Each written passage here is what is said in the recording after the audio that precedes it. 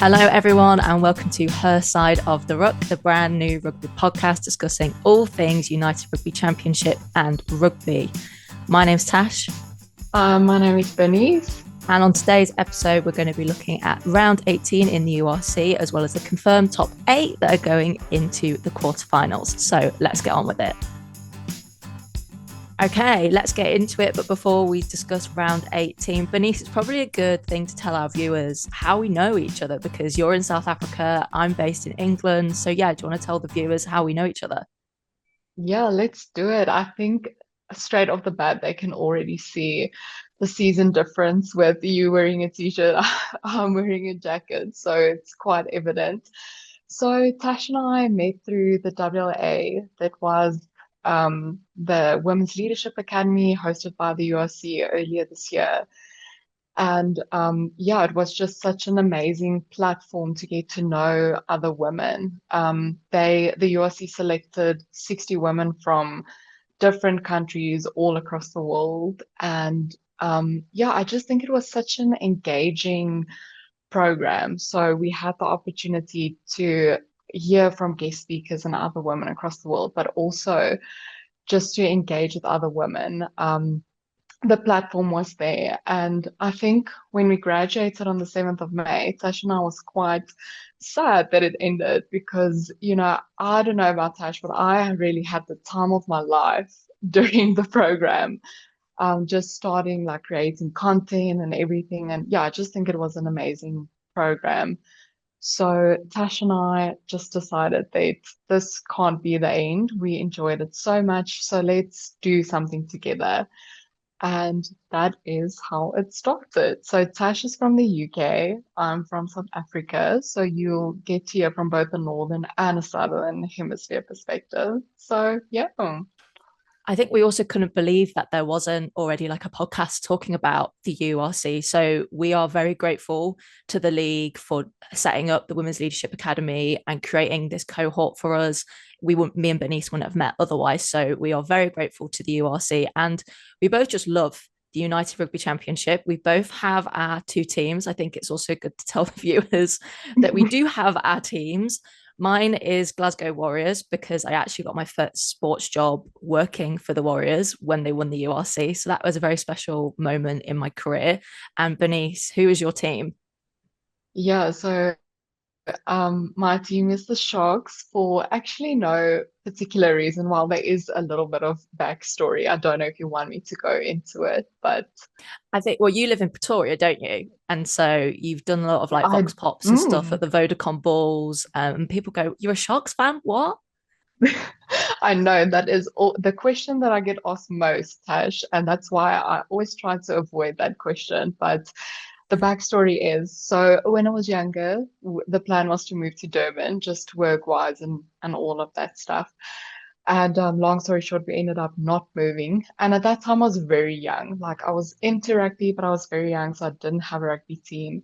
And I was like, okay, well, we're moving to Durban, so Sharks it is. We ended up not moving to Durban, and I was like, okay, well, I'm sticking with the Sharks. I think I like this. And I was fortunate enough to watch rugby at the Shark Tank or at the Hollywood Bets Kings Park, and I just loved the vibe. So I'm in Pretoria, and I will forever be a Shark supporter. So just to clear the air for anyone who feels like they want to come at me. But just for clarity, we will be speaking about all the teams in the URC, but I think it's just good to be transparent about who we obviously care about a lot. So let's get into talking about round 18. I think there were definitely a couple of surprise scores. For me, the one that stood out the most was the big point difference between Edinburgh Rugby and Ulster Rugby. I thought Ulster didn't kick on nearly as much as I thought a lot of other people did. I think a lot of people predicted Ulster to win, actually. So that was definitely a surprising result on my end. Bernice, any other surprising results for you? Yeah, I think that was probably the most surprising result of the weekend. Just to kind of echo what you said, but I think just the big margin. I did predict that Edinburgh might win the match, just because of how Ulster has been performing throughout the season and all of the changes that they have gone through. But I would have never thought that by that big of a margin. So I think that was a surprise. I would say on the one side, yes, the Lions was quite a surprising result, but also on Mm. the other hand, not really. Also seeing how they've performed over the last few matches. But you always expect the team to come back, or you always hope for that. So they did manage to pull it through at the end, but I would say that also that margin, like that was the opposite of the Edinburgh Ulster, like Mm. very, very close score. So yeah, I think those were the two of the weekend. I think in terms of the other matches, Sharks beating Scarlets at home, no tries, but penalties. Not a surprising result, but I know you've got your opinions on that match. I also think Mm, Leinster at home playing Glasgow. I was really surprised that the stadium wasn't as busy, given that it was a top four clash and both teams had qualified for the top four at that point. It was just a case of where Glasgow was going to come, whether they were going to come third or fourth, but they've now been confirmed at fourth. A very tight game. I feel like that scoreline reflects how good the defense was. Same with the Sharks Scarlets game, because they weren't very high scoring. It just goes to show that the defense stats in the URC are kind of crazy, particularly in the teams that have got into the top eight. Apart from, I would say, Vodacom Bulls versus Dragons, but Dragons are right at the bottom of the table. They've had a bit of a rough year. They've had a bit of a rough year for the past few seasons, really. They mm, seem like the team in the Welsh region that are less funded. They have less of the top Welsh stars that play for them. So it's unfortunate to see that they didn't do as well. But credit to the Vodacom Bulls, they didn't take their foot off the gas. They were like, we're determined this year. I can see them going really far in the URC, particularly after last year and not winning at Loftus. So let's talk a bit more about Edinburgh Rugby, because I think a lot of people were perplexed why Darcy Graham didn't get a British and Irish Lions call up, given how well he performed in the Men's Six Nations. And also, he just scored an insane hat trick. Whilst he did have a lot of great ball to hand, I think in that match against Ulster, scoring a hat trick in any match is no mean feat. yeah, I think a lot of people were surprised seeing that he wasn't selected as part of the Lions tour or the Lions squad. And I think now maybe he feels like, okay, I'm gonna up my game, I'm just gonna show them that I'm just gonna keep being the player that I am and just kind of stick to that. And it's good to see, I think it's really good to see that both Edinburgh and Darcy Graham is performing well. Mm. I think especially with, I mean, obviously it had to be a massive disappointment to him for not being able to make the squad and for him to still give us that quality of rugby. I think that's amazing. I think maybe one of the other things we should talk about is that he's battled with injury so much. He had a Mm. really quite awful concussion in the Ireland match in the Men's Six Nations, but has come back stronger. And I think in terms of wingers, he offers something a little bit different. But clearly, Andy Farrell didn't go for him on this occasion. There's still two spots up for grabs, but we'll see what happens in the coming weeks with that. But Edinburgh have done opposite to what they did last year. Last year, they started really well in the 23-24 season and then Mm. just kind of like dropped off. As this year, they didn't start very well. And I saw a lot of fans commenting how disappointed they were in the team and how they were losing to teams in the URC and in Europe, actually, which they were thinking we should be beating these teams with the caliber of players we have on the pitch. But they seem to kick on. And actually, you would rather have your season end on a high, getting to top eight, because last year they just missed out.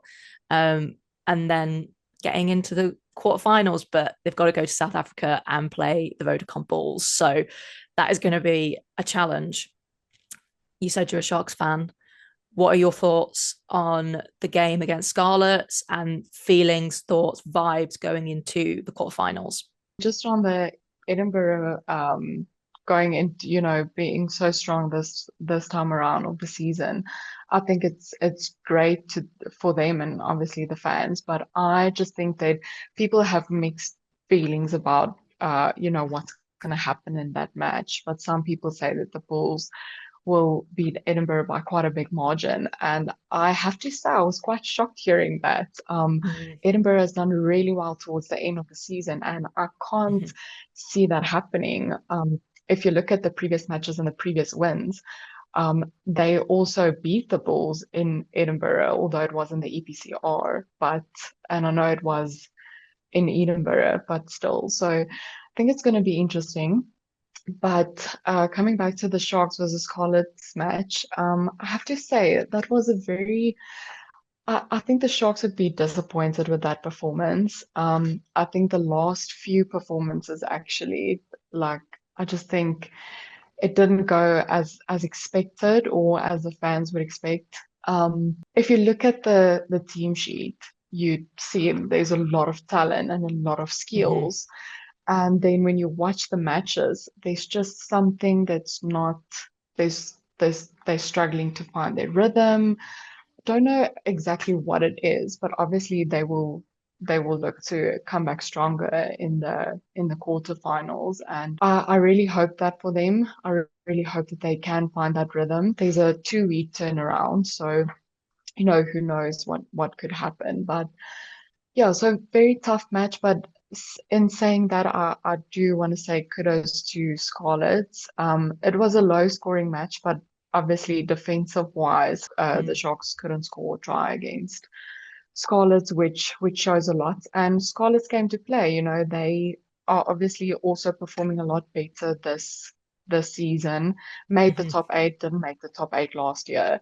Mm-hmm. So on that side, obviously you can't underestimate them. So they did a very good job at holding the Sharks there. I also think with the state that Welsh rugby has been in for the Mm, past, I suppose, 2, 3 years, it's great to see a Welsh team kick on, get into the top eight. And even though they will have to travel to South Africa and, oh no, Leinster, sorry, forgive me, they were in South Africa this weekend. They're playing Leinster, who came top of the table after round 18, which will also be a really tough competition because the Aviva really turns up when it comes to knockouts. Like we saw it in Europe, all the fans get really behind the Irish side, and Leinster are ruthless. As soon as they get into the 22, that's what makes them such a brilliant side. That's why they make semi-finals and finals.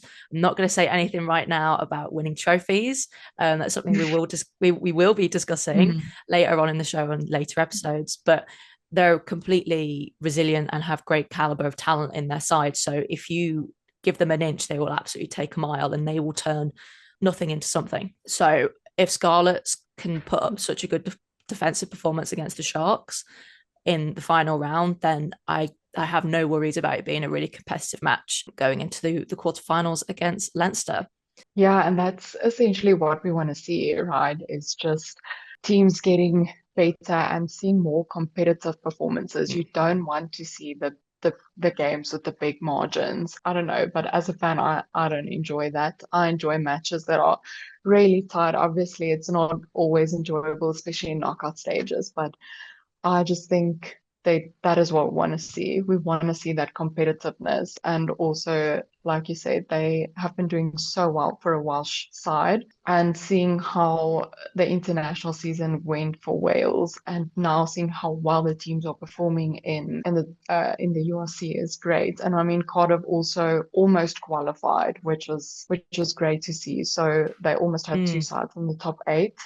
Ended up with only Scarlets, but yeah, I think that's great for Wales at the moment. I think there's something to say on Cardiff as well, because I was looking back at some of the earlier results in the first half of the season, and Cardiff absolutely smashed loads of teams. They were looking to be on top four. They were in the top half of the table for a large Mhm. part of the season. And then they've seemed to just kind of trickle off a little bit. They kind of did what Edinburgh did last year, which was start really well and then seem to lose a bit of momentum, a bit like what Bristol have done in the English Gallagher Premiership. Start really strong in kind of the mid-season rounds and then trickle off because people have started to work out your game. So I think they're unlucky not to qualify, but I feel like the URC rewards consistency or teams that get better. And if you've worked out what your errors are, what your key mistakes are, or you don't find what your rhythm is earlier on in the season, but you find it later on, or you are consistent for all of the season, but you have a couple of, I suppose, mishaps in the later rounds, it still rewards you for being consistent. Like we saw it with Glasgow last year. They won basically all of their games until one of their legs in the 1872 Cup, which they lost to Edinburgh at home. And on their South Africa tour when they played the Emirates Lions and the Vodacom Bulls. But the last ditch tries in the last kind of like 3 to 4 minutes in that game against the Bulls, that gave them 2 losing bonus points. I was watching it in the fan zone in Glasgow and I was being like, if you asked me half an hour ago, would Glasgow go on to do that? I would have said no, but I was amazed and it really showed the resilience of the boys in that squad. And that was the same resilience that helped them kick on to win URC. So it'd be interesting to see how the Warriors do this season. I have a lot of faith in Franco Smith and the leadership in that club. I'm not just saying that bias because I'm there, but you see it with leaders like Sione Tuipulotu, Kyle Stain. Kyle, I have to give a word for Kyle Stain. He is such a fantastic bloke, a leader, and just as a gentleman as well to work with. I think a lot of the boys at Glasgow are, and I can say that from personal experience. So, but they draw the Stormers in the quarterfinals, which is a repeat quarterfinal of last year. All the other quarters are all different on, and also the Italian teams, Zebri, unlucky. I feel like they have a lot of youthful talent, but the infrastructure isn't there to back them as much. And Benetton, I think, are also unlucky to just miss out on qualifying for top 8 this year. Yeah, I think this year was so tight. You know, Mm, if you looked at the log points, it was mm, so close.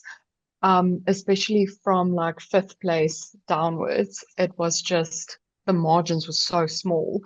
And I think that's also why this round of 18 was so good to watch because everyone had something to play for. mm-hmm, There were still a lot of teams that wanted to make the top 8.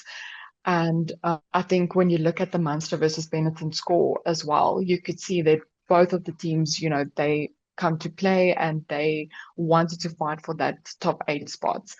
And I think that also made the whole competition just like so good to watch and mm. just gives so much more to the competition where when the margins are that small. So yeah, I don't know what your thoughts are. You can't deny it's entertaining. The URC is a great rugby product. I love how it pulls from all the loads of different nations. I think I love that it's competitive and that it comes down to the wire. Like if you're new to rugby and you want to discover a mixture of northern and southern hemisphere rugby, which is what the URC is, it's a unique product. It's the only rugby union league that offers that. Otherwise, you either have northern hemisphere leagues or southern hemisphere leagues.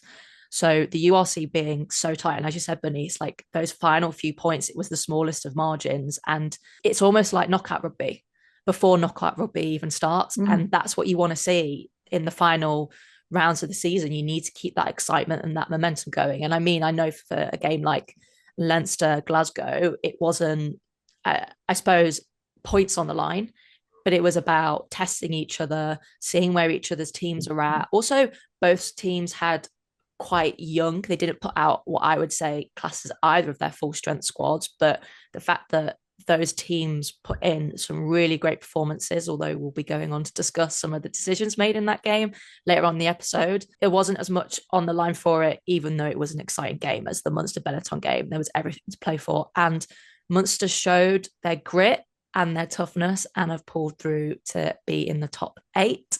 They are playing the Sharks in the final quarterfinal on Saturday, 31st of May. And we reckon that's going to be the closest game, don't we? Yeah, I definitely think so. I think when you look at the other matches, you would think it would go as planned, although it's knockout round, so you can never be too sure. Mm. But I think Mm-hmm. that is the match that's gonna be, like you said, that's gonna definitely be the tough one. And I think the reason for that is Munster has been so good in knockout stages. Like, Mm-hmm. even if they haven't been that good throughout the season, they always manage to make a quarterfinal, a semi-final, or they just go on to Yeah. win the cup. So, and then on the other side of the coin, you have the Sharks that's not, you know, performing as well as as well as you'd expect them to, um, or just as well as they did at the start of the season. I feel like they started off the URC season pretty well Mm. in comparison to other seasons. Also, if you look at their standing on the log, they moved from 14th place last season to third place. I feel like towards the end of the season, I don't know if it's a lack of energy or lack of rhythm, but definitely something there that's not quite going their way. So yeah, I definitely think that would be the match to watch in the quarters.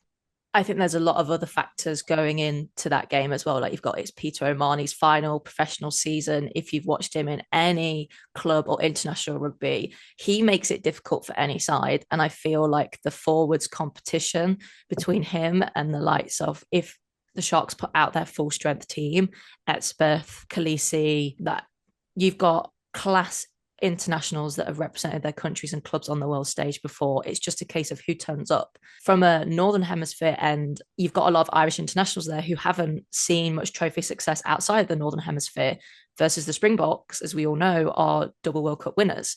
So who's going to channel the winning mindset the most to really pull through? I think it will be within three, that match. I couldn't call it. Mm. It could be within three, but it could go either way.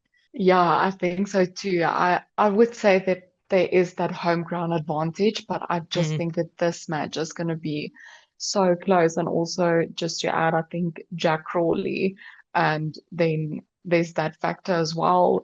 He would want to play his way back into the Irish side. So there's really a lot at stake, as you say, with Peter O'Mahony and Jack Crawley. So yeah, I think that's such an interesting clash. And I suppose, well, we start with Glasgow on Friday, the 30th of May, which is an complete repeat of last year's quarter final, where Glasgow kicked on to beat the Stormers to then play Munster away at Thomond Park and then away at the Vodacom Bulls at Loftus. They took the hard route, and they'll probably, if they do beat the Stormers at the weekend, that weekend, they will also be taking a harder route if all top four teams win, which there is a question mark around this year because I think the top eight is closer than ever. So that will be an interesting match to tune into. Kicks off the weekend. Then we're moving to Vodacom Bulls v Edinburgh, followed by Leinster v Scarlets, finishing off with the Hollywood Bet Sharks versus Munster Rugby. So that is going to be crazy. We will be watching a lot of the rugby. We'll be tuning in. We want you to share your favorite moments from the URC with us. So if you have any questions or comments, please drop us an email at hersideoftheruck@gmail.com. We really want to hear from you. This pod is all about hearing your voices as well as our voices too. Right, we're going to take a brief break and then we're going to move on to our favorite moment from the URC round 18, as well as discussing our weekly topics: red card, yellow card, and rugby confessions. See you in a sec. Hello and welcome back to Her Side of the Ruck. And on the second half of the show, we are going to discuss something a little bit different because the URC hits different. We'll start by discussing our favourite moment each week from the URC, something that's either on the field, off the field, on social media, or on broadcast. And this week, we decided to choose how the URC and the clubs commemorated Cornal Hendricks. First of all, condolences to his family. I think just the URC in general, but the Vodacom Bulls and the Hollywood Bet Sharks specifically, I really want to highlight what they've done for him. Just throughout the week, the Bulls had an area at the reception where you could put flowers down or just bring flowers, and they had a picture of Cornal Hendricks there. And I also just want to say to the Dragons, like it's in moments like this that you could see that it's about more than just rugby, because the Dragons players also came and they also brought flowers and put it there, and it's just like very amazing to see. And then such a great initiative by the Sharks captain Evan Etzebeth and the whole team. So he actually had this idea on Friday night that he wants to do number 14s on the jerseys with Cornal Hendricks' face on it. Yeah, obviously they put it to work. Very great work by whoever printed the shirts. But yeah, they managed to get that out as quickly as possible for everyone to warm up with the jersey. So both the players and the management wore the jerseys in the warm up prior to the match. And I think it just goes to show like how great and how big rugby actually is. And it's always about so much more than just rugby. Seeing players from different teams come together to give their condolences, or such a nice gesture from from the Shark side. Yeah, and then just again, like massive condolences to his family. Big name in South African Mm. rugby, and we wish his family all the best. But hats off to the Sharks for pulling it off. I thought operationally it was fantastic. I think the social media around it, both from the club and from the league, was awesome. So that was our favourite moment from round 18 of the URC. So we're going to be moving on to discussing a game in a little bit more depth, as we see a lot on social media. People like to discuss decisions made by the ref. And this week we are discussing some of the decisions made in the Leinster Glasgow match. I thought some of the decisions were harsh, but they were harsh on both ends. So it wasn't like when you've watched other matches, like I've seen it a lot in the Gallagher Premiership. I have seen it a couple of times in the URC and the top 14 where you think like, oh, the ref's been very harsh to one side. And it's not just the fans coming out saying it, it's also like neutrals that come out and say that. But I think the referee in the Leinster Glasgow game was equally harsh, but legally right on both sides. But we're going to talk about it a little bit more. Starting off with the first call, which I thought was particularly harsh. And I was watching the match with my dad actually, and he said exactly the same thing. So Glasgow give away a penalty in Leinster's half. I think it's either just inside the 22 or just outside the 22. And Sam Prendergast takes it quickly. He does this insane cross-field kick to Jimmy O'Brien, and Jimmy O'Brien catches it, touches it down in the try line area where Glasgow were just completely caught off guard, and you were like, okay, wow, yeah, fair play. And that is what Sam Prendergast can do. And I think he's had some fantastic performances and some performances which just echo someone of his age. And I think a lot of the Irish media have kind of gone in on him when he hasn't performed very well. I think we've forgotten that this is his first kind of professional season and first season representing Ireland in a green jersey and Leinster at their starting 10. You can't replace Johnny Sexton like that. Like, it's just not going to happen. So when he did that, it was a bunch of magic. Ref goes to TMO, walks it through. He's very articulate with how he effectively makes his decision to overrule the try and say no try. He basically says Sam Prendergast is forward on the mark, so he takes the penalty where the ref is standing, but not. So the ref is like here, Sam Prendergast is like here, and then Prendergast kicks the ball to Jimmy O'Brien. So the ref goes, taking the penalty incorrectly, no try. So if you're a Scottish fan, Scottish rugby fan, you're probably thinking, thank goodness, because you know when Leinster scores one try, they're going to score way more as well. We've seen it so many times. But I thought that was really quite a tough call, saying it was taken quickly, but legally it was the right call to make. I don't know if you have any thoughts on that, Bernice. Yeah, I think, like you said, I think legally it was the right call. And if you're a Glasgow fan, definitely just like dodge the bullet. But yeah, I think it all comes down to how the ref communicates it to the players. And I think some of the referees have gotten a lot better with that over time. And I Yeah. can also see that some of the players are really understanding towards it if the ref just like actually takes the time to explain the decision and not just like, no, no, no, we've made the decision. That is what it was. Yeah. Yeah. So I think if it gets communicated well, obviously it's not nice to either, it's not nice to Leinster, but as long as the ref can substantiate why he did it and it actually makes sense. I feel like it was harsh as well. I definitely do. But I think as long as it gets communicated well, because also the players are more understanding then that way. Yeah. They are not disregarding it. And also if the ref doesn't disregard what the player wants to ask or say, then it's a good mutual relationship between the two. It actually reminds me of one of our WLA sessions that we had with Marisa, who was a Spanish referee, and she said a lot in her discussion when she was the keynote speaker that a lot of about being a ref is about how you communicate stuff and how clearly you communicate it both with your words and your body language. So yeah, I really echo your point. I do think the ref did a good job in the Leinster Glasgow game effectively communicating his decisions in line with rugby union law. Moving on to the second half decision, which was against Glasgow. So Geordie Barrett basically kicks the ball down the field. It's a bit kind of bouncing everywhere, kind of a bit chaotic. You've got Adam Hastings is in the Leinster 22, just kind of running around, following the ball, making sure that he doesn't knock it on. The ball goes just underneath the post and kind of like bounces in off the inside of one of the posts. And in the replay, it does kind of look like he knocks it forward, but it is so marginal. It is like the most marginal forward knock on ever that I have seen. It looks like it goes backwards. He said it goes backwards and he was appealing to the ref. And you could tell that he was a bit frustrated because he was trying to be patient with picking up the ball. And I sometimes think the broadcast angles don't help in a scenario like that when it is so marginal, when it's so fine line. But how can you make a decision if you don't have the TMO showing all the various different angles? So basically, the ref gave a knock on to Leinster in their 22.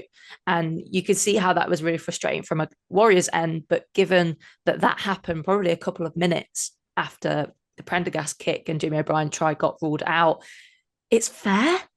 Like, it was explained legally, explained clearly, and equally as harsh but fair on both teams. So I can't really criticize it, even though if you're a fan on either teams, you're probably thinking, what on earth? Yeah, I think it always comes down to that thing whether it's like, is it clear and obvious? And I just, from my perspective, I don't think it was like that clear and obvious. But again, like you said, Hastings was very confused, and you could see like he was just like he didn't understand why that Yeah. decision was made. Mm-hmm.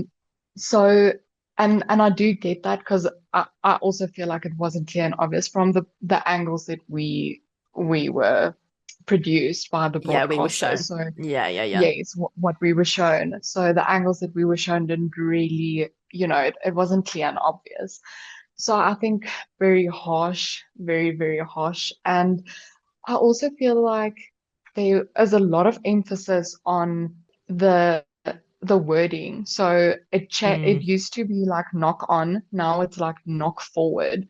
And I can't see the knock forward. mm. So yeah, just very interesting, very, very harsh, I think. Yeah, both of those happening in the first half of that match. And then there was another one that happened in the second match. Basically, Pilotu was pushed onto the floor, and if you haven't been following the URC, Sione Tuipulotu got injured when he was supposed to captain Scotland in the Men's Six Nations and had made his first return back this weekend ahead of Glasgow qualifying for the knockouts. Key part of the leadership group at Glasgow Warriors, as well as just being a class player. There's a reason he's been selected for the British and Irish Lions on their summer tour to Australia this year. Thoughts on that, Bernice? Yeah, I have to say I was very surprised with the decision that Mm, was made by the referee. To me, and I'm looking at it from a complete, like, unbiased, neutral point of mm, view. But to me, it looked like Tuipulotu was pushed, and the explanation was it was just a shoulder to shoulder. It wasn't a push from either one. It wasn't a clear like arm that mm, like actually pushed him. To me, it was clear. To me, I thought that was quite clear, and I would say at least a penalty. Geordie mm. Barrett was also alongside Tuipulotu, so I do get if they don't go the yellow card route or the penalty try route. I do get that, but I think yeah, I do think penalty for that Yeah. one. Yeah, I always think if you just being like after the ball's been released from your hand, if you've been pushed or knocked to the ground in any way or tackled late, that in my book that's a penalty as well. But I think you've also got to put into the fact that it wasn't a high degree of danger. Tuipulotu landed with both of his Mm, hands and his shoulders there to yeah. support him. It's not like, say, on a completely different instance, like he was tackled in the air and he landed on his head. Like immediately you think like red card.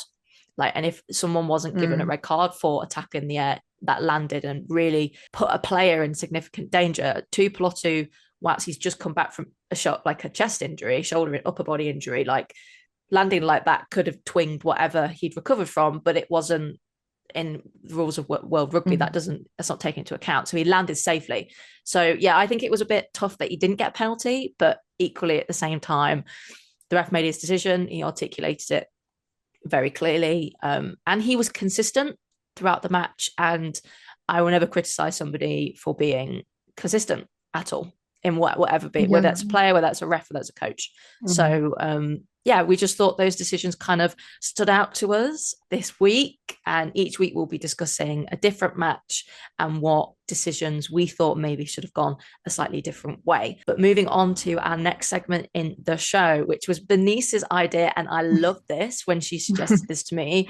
Red card, yellow card, penalty. Every week we will be discussing a theme or common thing in rugby which we think should get a red card, a yellow card, or a penalty. And it just, the debate that this creates just goes to show how difficult it is for refs and coaches and players to go with different decisions on and off the field. But we're kind of trying to do it in a little bit of a more playful context by looking at different things that happen in the world of rugby union. The segment is also completely non-rugby law related. So it's not related to the laws of rugby. It's things that we always see in rugby happening, things that we have found like frustrating or things that is just part of the rugby world. But it's completely non-law related. So, Bernice, what have we picked this week to make a ruling on? So my pick that I selected was, I'd say, fans booing the kicker. And my Oh. take on that is a red card. I just think that it's not in the spirit of the game. I do get that, in a very serious or a tight match that people do boo the kicker because the team might be trailing or whatever. But I think it deserves red. I don't see any mitigation. I think it's red. Oh, I think it's interesting. I would say for me, it would go to the bunker, because Mhm. if it was, say, it was a penalty kick and the penalty came from a controversial or inconsistent call from a referee, and if I was watching going, say it was two teams that I was a neutral watching, I go, that's an interesting decision, and then the fans kind of boo them, I might go, oh, don't really blame them, because passions are high, it contributes to the atmosphere of the game. But on most instances, I think it would, for me, be promoted to a red card, because when you go to matches, they have on the big LED screens, please respect the Mm. kicker, please be Mm. quiet, please respect the kicker. As you say, it's not in the spirit of the game. That's not what we do in rugby. In rugby, it's about having the community feel and it's about respect. That's why we can have fans mixed together in our stadiums, and it's different to what I can say in Mm. football in the UK, where you have to have segregated ends because fans just can't Yes. sit next to each other for a variety of reasons. So for me, it's bunker, but more often going up to a red card. But yeah, If I were in the bunker, I would give it a red card. yeah. If you were TMO, it would go red. Okay, and Absolutely. Tash, I want to know what yours is. I would say wasting time getting ready for a scrum. Oof, what would you give it? I've right, story time. I did a Bronco when I was working at Glasgow, and I filmed it. I Nice. put it on my TikTok. Don't ask me what my time was. It was something like just over 6 minutes. So I don't. Is that good? I don't know. But right. So I was like, I've done this. I couldn't run on a pitch for 80 minutes and more. Like, it's tiring. So, and the forwards do so much. They're constantly like hitting or running. And I feel like now, particularly props, you're seeing it a lot more where they're doing like the little step and dodge and like coming in. They're a lot more agile than they used to be. You're seeing Mm. hookers run up and down the field. I feel like Johnny Matthews is a great example on a Glasgow end for that. I feel like hookers and just forwards in general have to be a lot more mobile than they used to be 10, 15 years ago. So I can understand that you've been doing a lot of hitting, a lot of running, that you just want a little bit of time to get ready for the scrum. But equally, just standing there and going, before you like hit each other, I'm like, come on. I want the action to keep going. I want it to be really fast and exciting. And I feel like the critics of rugby union complain that it's slow. I don't think it's slow. I think rugby union is a really fast and technical and incredibly tactical game. But equally, when you are wasting time at the scrum, it's like, oh, come on, like get on with it. So for Mm. me, it's a yellow because it really depends what context it's in. I don't think there's like, I think there can be mitigation for it. Like, I don't think in every single context, like if you're being slow, it's just boring. Maybe it would go to bunker if it was time wasting when there's 1 point in it and it's in a final. That's the only time it would go higher for me. What about you? Yeah, I like the explanation around it. I think for me, so I feel like especially in a game that has a lot of knock-ons, right? Mm, They have to scrum the whole time. So yeah. if they waste a little bit of time, I get it. And I think then it comes from both ends, obviously depending on the score, etc. But I think then both sides are just like, whoa, you know. Mm, I would have to say, I think a yellow card, just because mm, it is it like you do still want to get on with it. I think if there's like one reset scrum, it's fine. Or if you waste a little bit of time, it's fine. But I mm. think the same with a line out, for example, if a team wastes a lot of time and you can see them still like in discussing something and then the other team is ready, like they're ready to go, then Mhm. I feel like, just get on with it. And sometimes the referees have so much patience and they like, Yeah. no, it's like, okay, come black or come blue, like hurry Mm. up. But yeah, I think with scrummaging, it has to be. I feel like there's mitigation because there's circumstances where Yeah. it might be justified. But Mm. I think it's more than a penalty because it's to me, I'm just like, no, you can't I waste think it time like that. I know, I think if we're both being judges in the jury of patience and impatience, we would both be on the impatient end as well.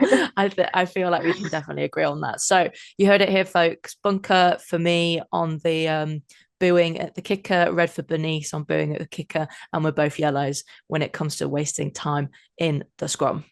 Okay, moving on to our final segment of the show, which is our rugby confessions. These are stories. This week, they are our stories, but in future episodes, we would love to hear your rugby confessions, whether you've been to a rugby match, watched a rugby match, played, or work in rugby.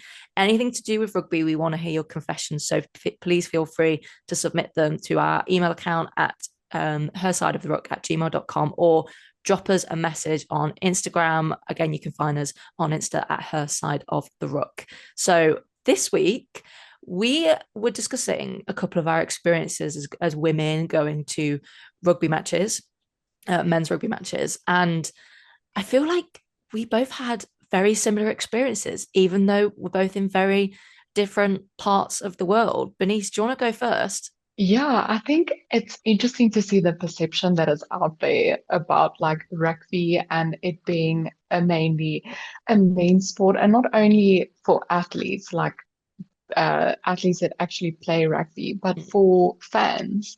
yeah. So I was at a rugby match with my friends once, and we were four girls attending a match. I can't remember what the match was, but it was at Loftus, and we were having a great time. We do that over the weekend, so like that is something that us as girls do. Mm, That is an outing for us. So just as clubbing is to some people, we would go watch rugby, yeah. and we were watching rugby. And this lady and her husband was sitting next to us, and like I think there was a scrum or an injury, so there was a bit of time during the match. And she looked over at us and she was like, "Where are your boyfriends?"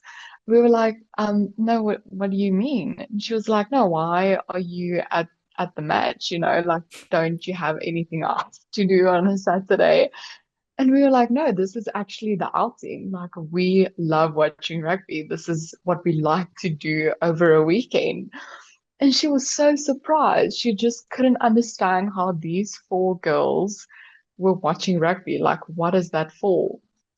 And I was just as surprised and caught off guard when she Mm, asked me the question, because to us mm, it's a normal thing, it's not something that is strange to us or that we have to discuss beforehand, like, okay, should we go watch rugby now? It's something we do, it's like who we are. So to me, it was more. strange that the question was coming from her. And I was like, Yeah. is this weird? Like, since when is this weird? I, So I don't know what your experience are, but it's interesting to see the perspective of people. yeah, I will also say that things like that when you're a woman in sport is it's not rare. Like, I'll be completely honest, whether you go Mm. watch sport, like if you're a woman watching men's sport, I think it happens less. Like when I went to the Red Roses Scotland match in the Six Nations this year, Yeah, it nothing like that happened because you saw loads of women, young girls, dads, brothers, like whoever. There was loads of people, but definitely more women than there were men than normally when I go down to Mattioli Woods, Welford Road, because that is my local team and Tigers are the team I support, my English team, as well as Glasgow. But my experience actually did happen at Matthew Woods, Welford Road. I was with my dad, my uncle, and my sister. My sister was 18 at the time, 19 now. But we were sat separately. So my dad and uncle were sat in different seats to me and my sister. And Tigers were actually playing the Sharks in the opening rounds of the Investec Champions Cup this year because the Sharks qualified through winning the Challenge Cup last year, even though they came 14th in the URC. And you guys turn up like South Africans turn up when it comes to rugby, regardless of where it's played, whether it's South Africans living in the UK or whether it's South Africans flying specifically to do a tour of UK rugby, because I'm pretty sure that fixture came not a short while after South Africa had done their tour in the Northern Hemisphere in the Autumn Nations series. So I wouldn't be surprised if like a couple of Saffers had just stayed up because you guys love rugby and I love that. Like, so I think I was sat next to a guy from Durban and he was with a couple of people from his family. And he must have been in his late 40s, mid 50s. I don't know. I can't tell. Me and my sister were just kind of sat there shouting, Tigers, Tigers, like just having a jolly. I was having a beer. She doesn't drink beer, but anyway, we were just having a good jolly. And he turned around to us and went, oh, the Shark's going to win. The Shark's going to win. And I was like, guys, like, I know Tigers haven't been the best yet. This is before they kind of kicked on to before they came second in the league at the minute with one round to go. And Sharks had obviously done very well, but you guys have brought a B team. Like, you didn't have any of your big Springboks, and I don't blame the Sharks because you just had the Autumn Nations tour. You want to go home. I get it. And I went, no, you can't underestimate Leicester at home. And then we were just talking about how the performances have been, like the URC versus the Gallagher Prem, all that kind of jazz. And then he turned around to me later on as we were cheering in the match and went, so where are your boyfriends? And me and Annabelle just kind of looked at each other. Annabelle's my sister, by the way, looked at each other and went, the boyfriends? Oh, we're here as sisters. Like our dad and uncle are here, but like we just love Leicester. We love coming to the rugby and we love the atmosphere. Like Mattioli Woods, Welford Road on a good day is fantastic. The atmosphere is awesome. And I could say the same at Scotstoun. Like the atmosphere is awesome when I used to work at Glasgow. But we thought it was hilarious because we went, no, we don't, even if we did have boyfriends, we're not going to be like, oh, like I know more of my guy friends are more into footy than they are rugby. I think I have one really good friend from uni who is a Bath. He says Bath. He tells me off for saying Bath. But where I'm from in the UK, we say Bath instead of Bath. Anyway, that's a different debate. And but like he's the only guy who I know outside of working in rugby that is like an avid rugby fan. Everyone I know is a football fan in the UK. So I just thought it was like crazy bizarre. And then he kind of went, you know what? Every time I've been to England, I love how English women, they just love their rugby. They love it. They turn up with whoever, whether it's with their boyfriends or not. And I was just like, cheers, mate. And then Tigers went on to score a try. So I was like, well, it was a good day out, but it made me laugh and it really just kind of like stood out to me. I think we can have a laugh about it as we're talking about it. But like, I wonder if other women have experienced that and they've maybe felt a different way. And these are things why we started Her Side of the Ruck. We wanted to give a gal's perspective on the URC. And even though my instance didn't happen at a URC match, I feel like women in sport have funny experiences that we can laugh about when we share them together. But I also just think is like the guy didn't mean anything badly by it. when he was saying it. If anything, he felt really proud that someone like me was watching his team as well as me watching my English team, right? But it just goes to show that regardless of where we are in the world, the northern or the southern hemisphere, right, we have very similar experiences. So look, to the people watching us, that is our rugby confessions for episode 1. We have shared them with you. Please share yours with us. We want to hear them. You can submit them as anonymous. You could submit them with your name. It's completely up to you and how you want to share them. But we really want to hear from you. So please get in touch. We both love the URC. So if you are new to rugby or you're new to the United Rugby Championship, give them a follow on all their socials. Please follow us, whether it is our separate channels or Her Side the Ruck. We are going to be posting a lot of content. We're going to be doing weekly episodes of the pod.